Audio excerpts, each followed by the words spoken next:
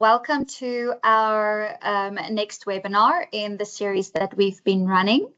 This is going to be a general overview of some of the award clauses that for the Building and Construction General On-Site Award 2020. We're going to just go through a couple of the clauses of which we receive the main queries from. If you have any sort of additional questions, or if there's specific questions that relates to your business that you would like to discuss with us after this webinar, please feel free to contact us or drop us an email, give us a call. We will have a discussion also at the end of this webinar. We'll have a Q&A if there's some time left. So pop any questions you may have into the text box and we'll handle them at the end of the time. But like I said, it's going to be a general overview. You know the award, it is quite complex. Some of the allowance questions especially, or the classifications might be something that you would like an in-depth discussion about. So please contact us when you need to, and we can make sure to discuss that with you personally. My name is Melissa Furi. I am the Senior Workplace Relations Advisor here at the MBA ACT. Joining me is Sarah. She's also a Workplace Relations Advisor here. And we will be hosting the webinar. Like I said, if there's any questions, please pop them into the chat and we can address them at the end of this webinar. Thank you. Okay, so the agenda, a couple of things we'll be going through is coverage and classifications. We'll be dealing with them together in a way. Ordinary hours of work, roster days off, allowances, some of the allowances, long service leave, and then the industry specific termination and redundancy clauses. Brief overview. Let us know if there's anything else you would like to know.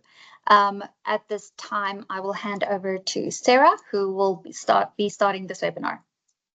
Hello, guys. I am Sarah. I am the Junior Workplace Relations Advisor here at Master Builders ACT.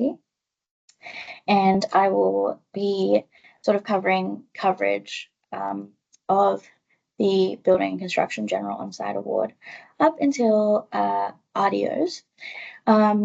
So to begin with, let's discuss exactly who the Building and Construction General On-Site Award covers. As defined in the award itself, it applies to employees working in the on-site building, engineering, and civil construction industries.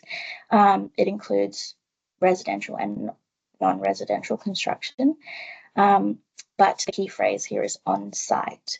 So this means anyone performing work physically at the location of the construction or engineering project. In addition, if your sort of business supplies labor on an on-hire basis in these industries and these people are on site, the award covers them. And if you're a GTO for apprentices or trainees who work on site, this may cover that person. So what exactly does on-site building, engineering, and civil construction include? There are some very vague, broad definitions in the award itself, and my understanding is that there is the general building and construction stream, which covers traditional resi, non-resi building activities such as constructing, altering, demolishing buildings.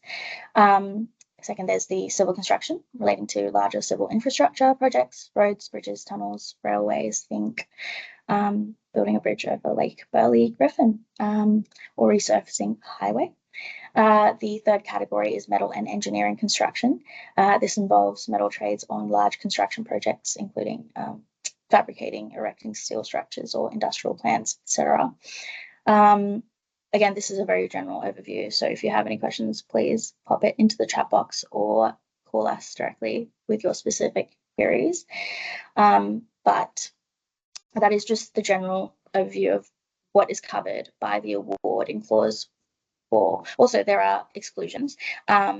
If, for example, you are in the construction industry and you have workers on site, but for a specific trade or an activity that is covered specifically by another award, then the Building and Construction General On-Site Award most likely does not apply to your employee.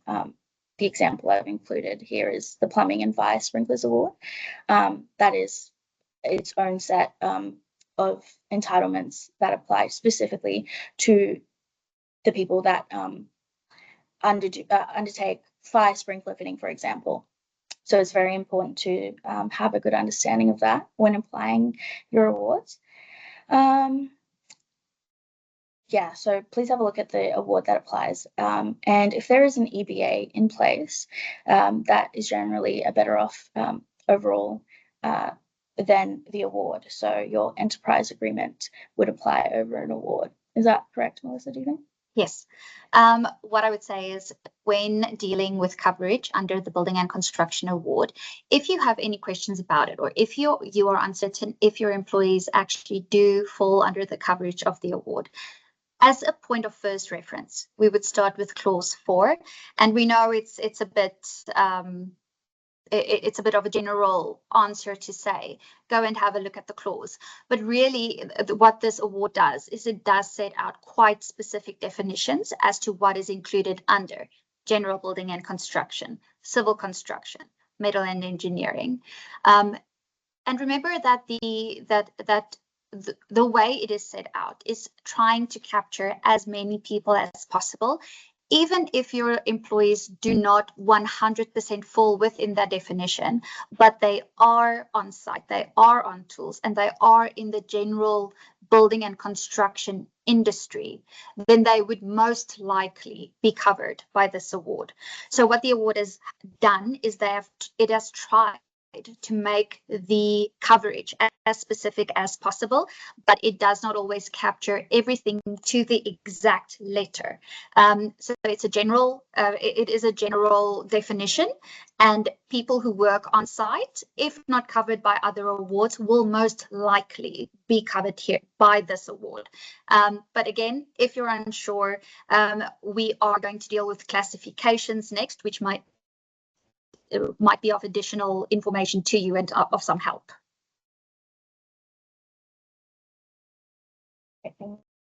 Classifications are defined in Schedule 8 of the award.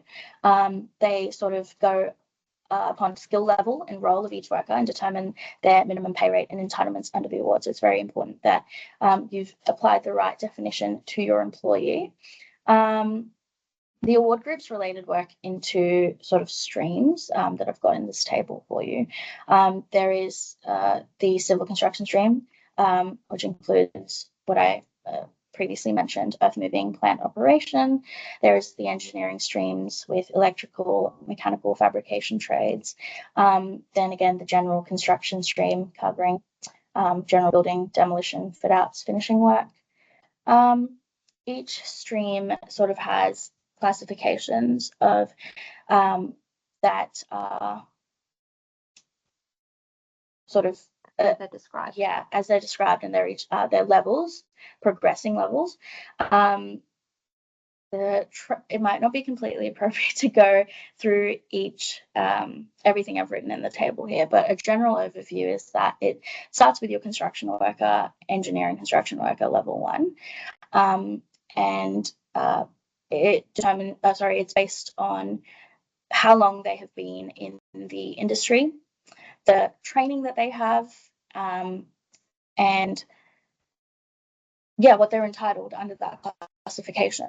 Yeah, whether they are supervising alternative trades, whether they are, for instance, a leading hand. Mm-hmm. So what you would do is a CW1 or a level 1 would be a new entrant, classified as a new entrant into the industry, subject to specific requirements. You'll see the CW1 classifications there, and then it progresses with your skill level. Have a look. As we said, it would not, some of the employees do not specifically fall within the letter of a classification. So you're really trying to attempt to fit your employees the absolute best category that would best describe it. And that might sometimes be a little bit difficult, but the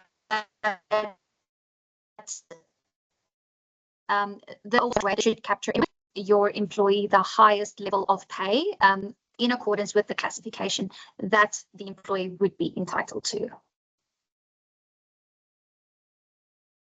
Moving on to ordinary hours of work. This is set out in clause 16 of the award.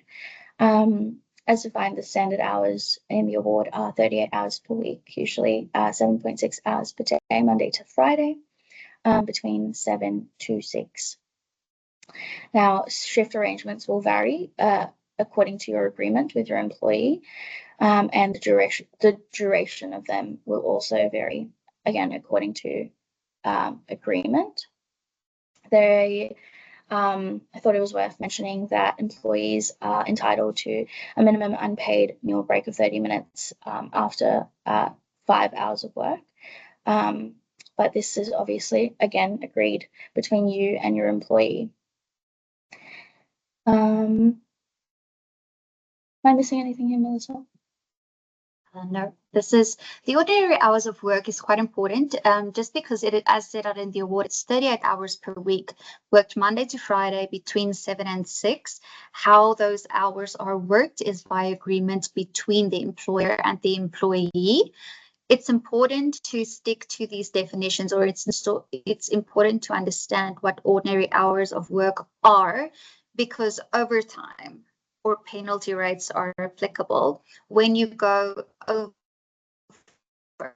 ordinary hours of work. So understanding the ordinary hours of work is important from that perspective.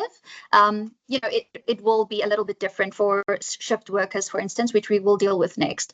But to understand those really basics about what it is will help you set out what the entitlements are if it goes above and beyond that.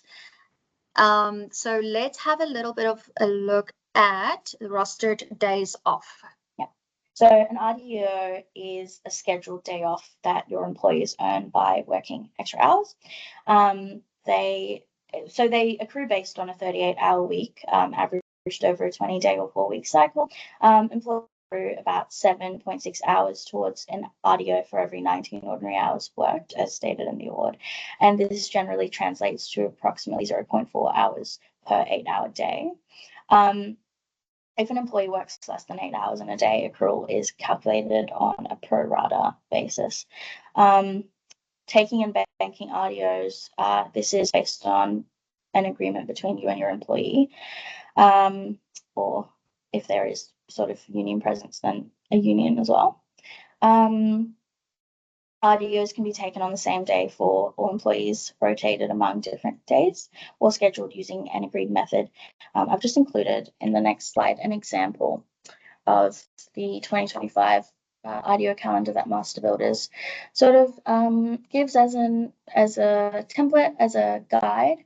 And again, if you want to access this, let us know. And yeah, I think I would want to mention that if you are a workplace that decides to have RDOs to essentially keep accurate records in timesheets and document agreements relating to the RDOs. Yeah. Also, the RDOs are by agreement between the employer and the employee. And it is at a time that is convenient for the employer. So it is by application, and it is not necessarily a demand for a specific day or at a specific time, but it should be by agreement between the employer and the employee. So when you are determining RDOs or discussing this with your employees, remember you can emphasize to them that it's by agreement and it must be suitable for the employer as well. It's not at the convenience of the employee. Next, thank you, Sarah. Next, we will be covering allowances. Now, I've set out just the most common allowances that the award provides for and that we get the most inquiries on. Expense-related allowances, the industry allowances, and just a couple of other ones. I will start this by saying These allowances are reviewed each year under the Fair Works Commission reviews. So every year when the changes to the minimum wages are made, these are also made to allowances. So if you have a specific payroll or template that you use to pay your employees, these must be reviewed every year. The same would be in respect of EBAs. If you have an enterprise bargaining agreement that has a higher entitlement for allowances, you should really have a look at that and make sure you're across that to avoid underpayments. And this is the same if you have an employment contract that provides for a higher entitlement than the award rates. You should be across this because any underpayment in terms of either the award, an employment contract can be considered a criminal offence under certain circumstances. So we'll start with the expense-related allowances.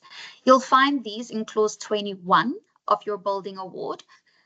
Now, first of all, this is an allowance for all purposes of the award, which means when you are calculating a rate of pay, for instance, when calculating someone's entitlement when on annual leave, these allowances have to be included when calculating that rate of pay, as if the person would have been at work. The first one we'll discuss is the tool allowance. A query or a question we receive quite often is, do I need to pay the tool allowance when I provide the tools? And the response is yes. You, as an employer, you are required to provide the tool allowance to each and every employee for all purposes of the award. This is those employees who are entitled to it. This is under clause 21.1. That's because the tool allowance is not strictly for the provision of the tools, but also for the maintenance and good care of the of the tools. So even if you are providing the tools, you still expect your employees to look after the tools and maintain them. So this is a industry-specific tool allowance, payable regardless of whether you provide the tools or not. If you as the employer require specific tools in addition to the usual tools of the trade, you will be required to reimburse the employee for purchasing those tools if you require them to purchase those tools. That's the first industry-specific expense-related allowance. Secondly is the meal allowance. This is an allowance that becomes applicable if your employee works a minimum of 1.5 hours in addition to its ordinary hours of work, which would be that 7.6 hours or 38 hours from Monday to Friday between 7 and 6. So if your employee works 1.5 in addition to its ordinary hours during the day, they will become entitled to receive a $19 allowance for the cost of a meal. Now, again, this is one of those allowances that is changed every year and updated. So please ensure that you have the up-to-date and current allowance. The third one in clause 21 is the clothing and tool allowance. Now, this is for this would be compensation that the employees would receive if their clothing, for instance, their tools, their spectacles, their hearing aids are damaged in the course of working. This allowance will be for a maximum of $2,296 per year, and it's only a reimbursing for tools and clothing that is required in the course of employment. It's not for any piece of clothing or any sort of tool that they have with them that might become damaged for other reasons. This would be only in respect of those tools and that clothing that is used in the course of their employment. Secondly is the fares and travel allowance. Also an allowance for all purposes of the award, meaning it's included in the rate of pay for calculating penalties, loadings, or payments. At this time, it is $21.94 per day for each day worked. It is not applicable when the employee is not working. This is why it is included when calculating leave, because on those days, if they weren't on leave, the employees would have been at work. So this is for each day worked. Now, this allowance is not payable if you as the employer have provided your employee with a fully maintained vehicle so that they don't incur that expense to travel from home to site. It's an industry specific one. So if you as the employer provide a fully maintained vehicle, you're not required to pay this allowance. Or if you provide transport for your employees from their home to their place of work, or you offer to provide transport to your employees from home to their place of work, this allowance will not be payable. If you require your employees to travel between sites, for instance, you have 2 or 3 sites working at the same time, you require your employee to travel between them during the course of the day. So during ordinary working hours, your employee must be paid for the time spent in travel, including transport costs, for instance, bus fare or tram fare, as the case may be, or 98 cents per kilometer if they are using their own vehicle. This next point is not correct. What it's supposed to say is employees do not get paid for the time spent outside of ordinary working hours when traveling from home to site. That's a question we get quite often, is employees think that the time spent in travel from their home to site or to their office or the work office is included in the ordinary hours of work, and they should, for instance, be compensated for that 15 or 20 minutes spent from home to site. That is not the case. If it's outside of ordinary working hours from home to site, they are not to be paid for that time. Another one that is that falls under fares and travel is if you expect your employees to work outside of the metropolitan area in which that employee usually resides, and that area outside of the metropolitan area is more than 50 kilometers from the employee's usual place of residence.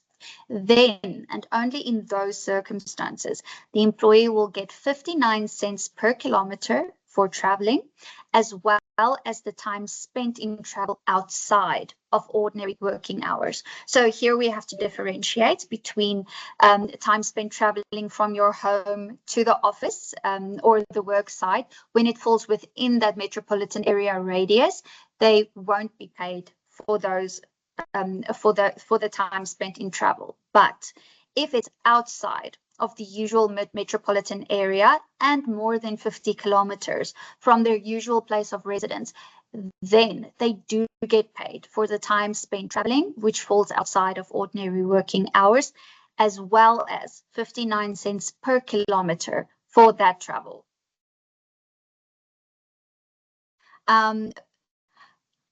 Another question we receive quite often is, do I need to pay my apprentice these allowances?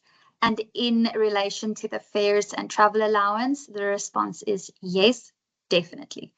But the apprentice wages are not the full wages set out in the award. They get a percentage of that wage. So here it would be $21.95, $21.94 per day. Or if it's a distant work, you know, those all of those fares comes into play. If it's a first year apprentice, 75%, second year apprentice, 85%, and be sure that it is an apprentice who has completed their first year, an apprentice who has completed their second year. That would be the 75%, 85%, 90%, or 95% entitlement of that allowance rate. You are not required to pay your apprentice these allowance or percentage thereof when they are attending training or their assessment at the training entity or wherever it is they are doing their assessment. This is also a little bit different for school-based apprentices, as I'm sure everyone who is online and has employed a school-based apprentice, they have some additional or some very specific rates that apply to them. And for the school-based apprentice, it would be 25% of the fare and travel allowance per day.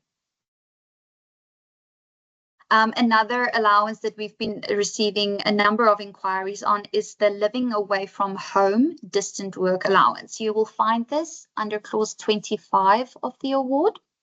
Now, this allowance becomes applicable when an employee is employed on a construction site that is such a distance from his or her place of residence that it would be unreasonable of the employer to expect the employee to return home each night. The address that will be used to determine this distance is the address that you give or that your employee provides when you first employ him. The award does require some due diligence from an employer, especially in circumstances where you anticipate that the employee will be working quite a distance from home. For instance, the award sets out that you can ask for a statement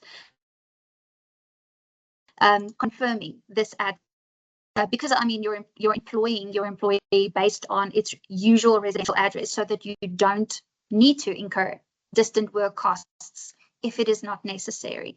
So you are entitled, if you have asked for that statement from the employee, you are entitled to rely on that statement as its usual place of residence, and your employee cannot later move 2 hours away and then inform you, I've now moved 2 hours away, so my place of residence has now changed. It has to be, you can rely on that very first place of residence that the employee has provided to you. When an employee does qualify for these living away from home allowances, then it replaces any travel and fare allowance that they would have received under clause 26, and only clause 25 will now be applicable. For instance, the entitlements that you have, there are 3 separate categories here. The employer will either be required to provide the greater of $100 per day to the employee, or fully reimburse the employee for the accommodation and 3 meal expenses. Or in the case where the employer provides accommodation to the employee, you still need to provide 3 adequate meals per day, or reimburse the employee for 3 adequate meals. The rule of thumb is the employer needs to provide adequate accommodation and adequate meals. So whether it is you providing that or reimbursing the employee for that, that is still your obligation towards the employee. We usually say it might be better for an employer to provide meals or provide accommodation, just to ensure that it is reasonable accommodation that is being used by the employee if it is left up to them. When employees are expected to live in camp, the camp conditions have to be up to standard.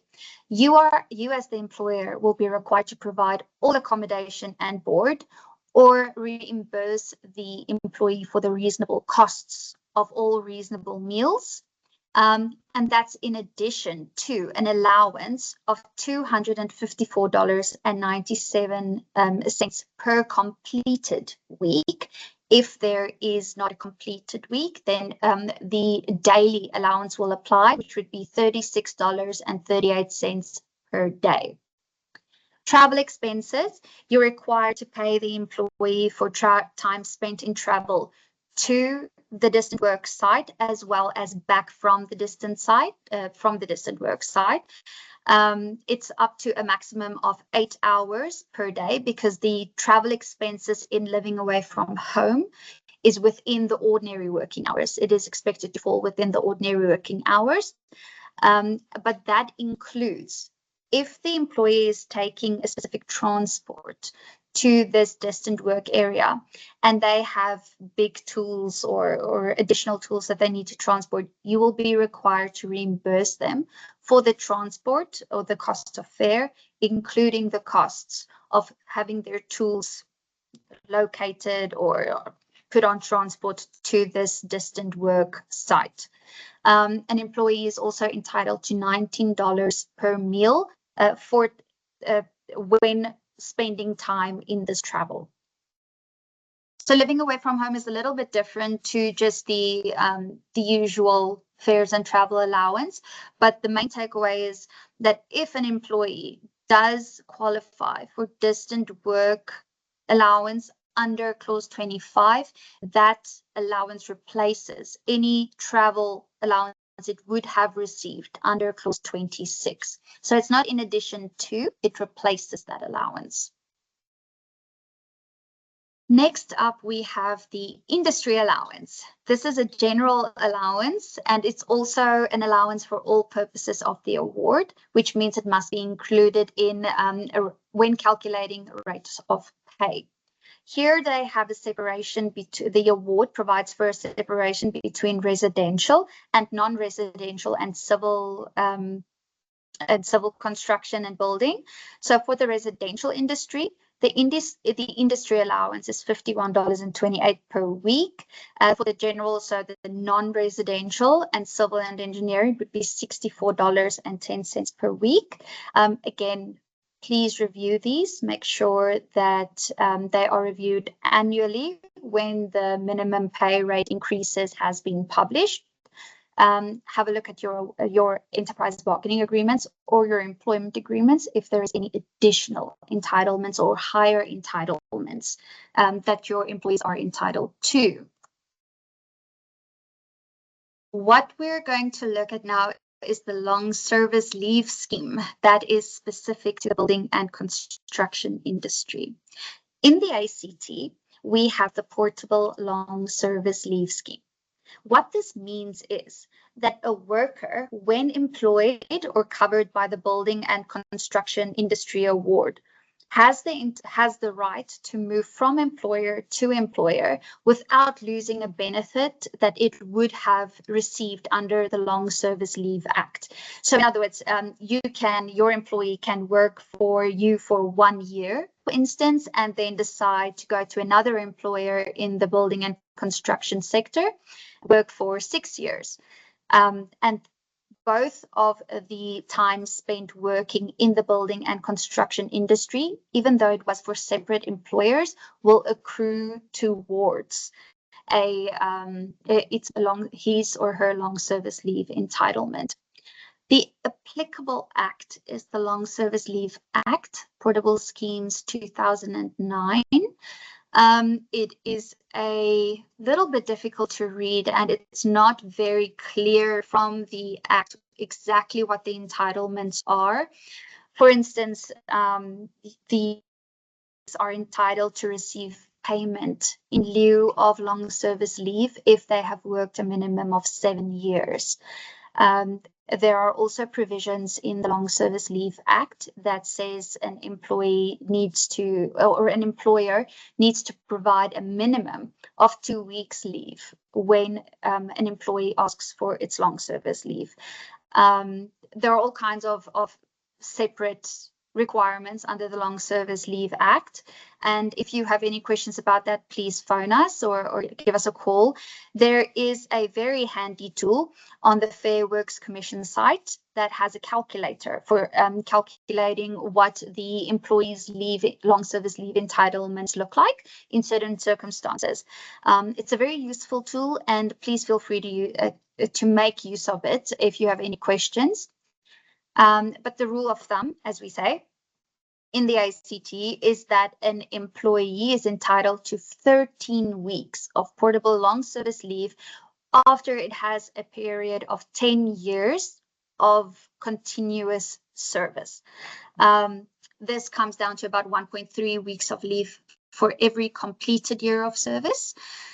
When calculating continuous service under the award, so you'll see there are quite a few provisions that apply to that. Long service included if your employee's been on long service leave. It is included as a period of continuous service.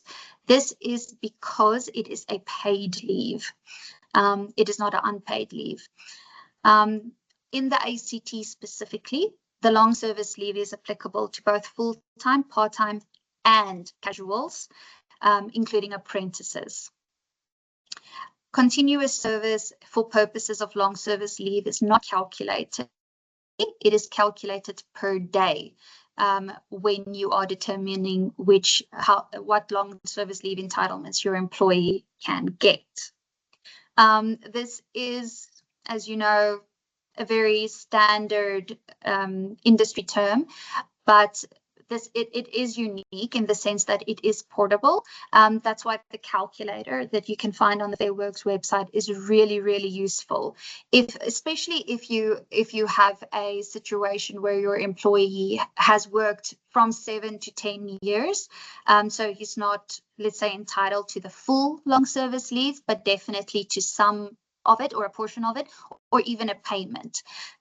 Failure to allow your employee to take long service leave incurs a penalty under the Act. So be very careful about that. It's an entitlement that is strictly enforced.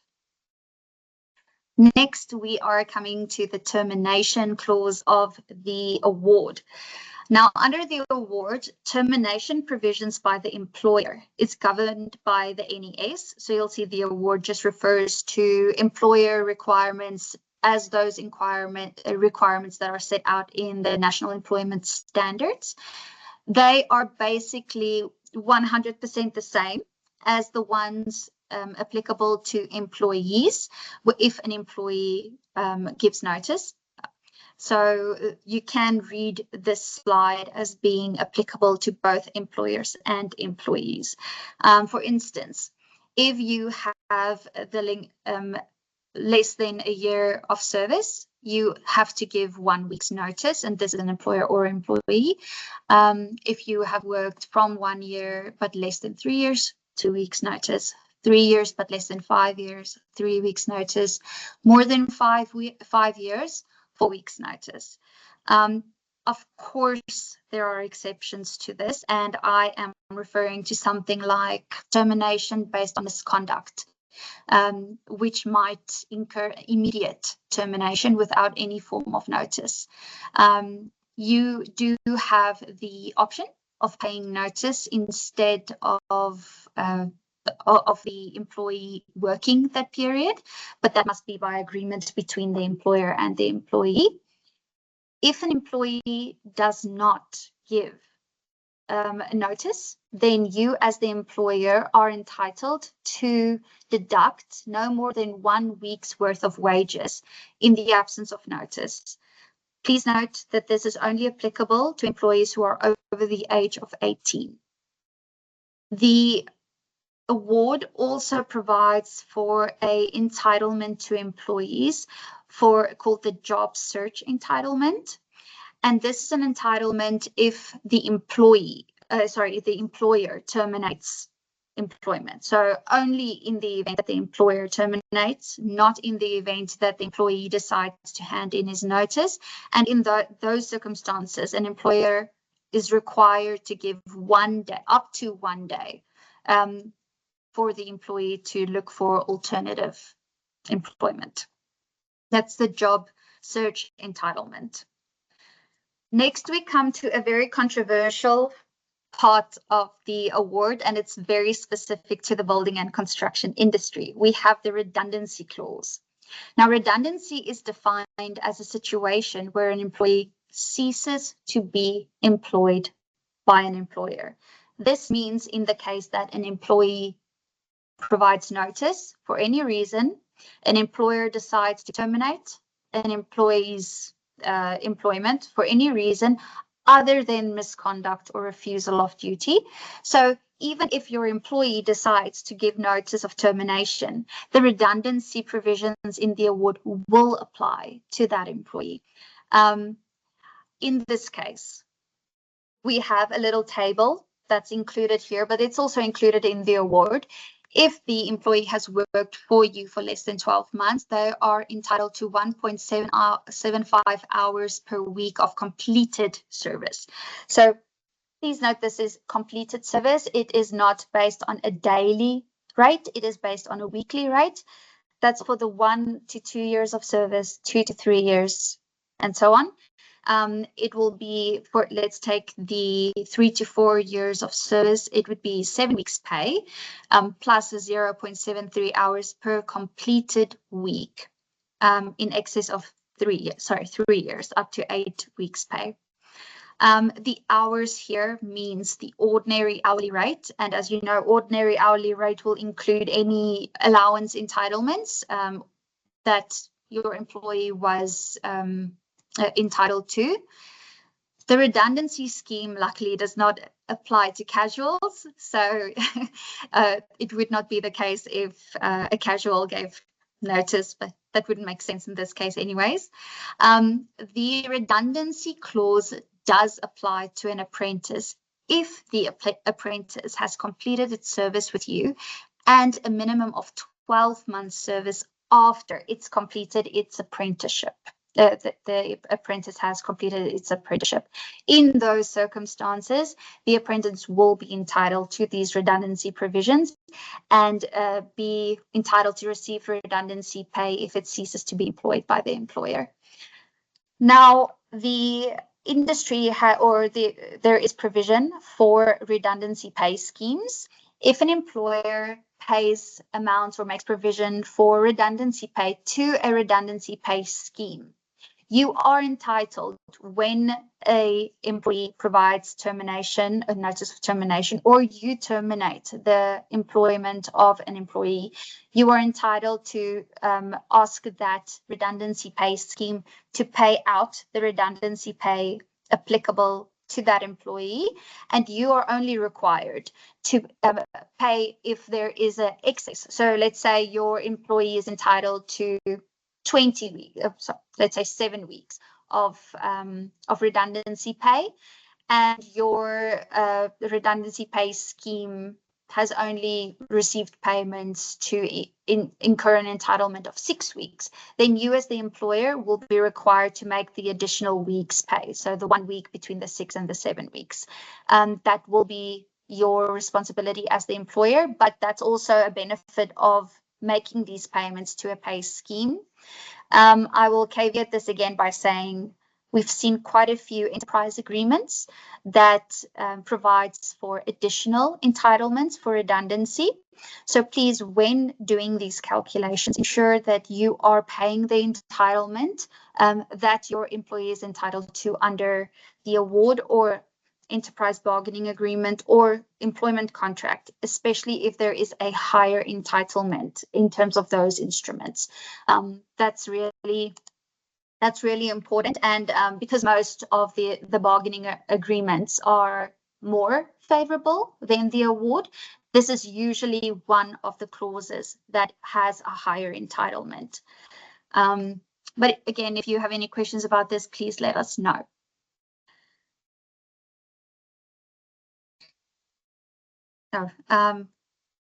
Questions? So sorry, I don't know why this clause is here, but I think we've run through exactly what we wanted to in terms of the award clauses. Was there any questions that you had? I can see someone is typing a question in the chat, but feel free to also, just unmute and raise a hand, and we'll be happy to respond.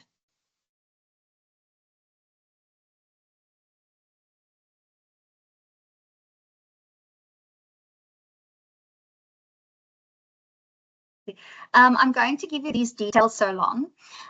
If you have any questions, and look, we've only covered the most basic clauses that we receive, that we've been receiving a bunch of questions on. But really, if there's any clause under the award that you have some questions about, please let us know. These are our contact details. If you wanted to give us a call, feel free to do so. Both myself and Sarah You know, we're here not 24/7, but Monday to Friday, 9 to 5 at least. There will always be someone to answer, and or drop an email to the workplace email address. That would also come through to our inbox, and we aim to respond within 24 hours at the most. But even if you even if you wanted to have a chat about something, you know, let's set up a meeting. We can discuss your specific requirements or anything that you think should be specifically applicable to your employment contracts or your employees, or any questions you might have to payments. Like I said, these were really just the overview of some of the clauses. But as you know, there are so many more, and we are happy to take questions on any of them. So I suppose if you have any questions, I'll give another minute. Otherwise, feel free to contact us. Michelle, one of your employees on IFA, do you have to pay the redundancy extra? Yes, you do. IFA, even if it is a specific contract with regards to certain things in the award that you are changing, the redundancy scheme is industry specific, and it is an entitlement under the award that you cannot contract out of unless it is something specifically agreed by Better Off overall, but that still means it has to be more favorable than less favorable. So even if your employment contract makes, like an IFA, which would be specific to an employee, makes changes to certain entitlements under the award, it must be more beneficial than less beneficial, and they are still entitled to that redundancy pay. Yeah. So if his contract says 2 weeks pay, that would be, just remember that redundancy pay and term notice pay is 2 different things, and they are entitled to both. Just to make that contrast. Is there any other questions that we can, please feel free.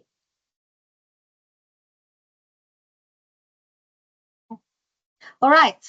If you have no further questions, if anyone would like a copy of the slides that we've presented here, please let us know. You have our contact details. And if you have any other questions or would like to reach out to us, please do so. Otherwise, thank you for attending. We really appreciate it, and we hope this has been useful. We look forward to hearing from you. Thank you. Thank you. Okay.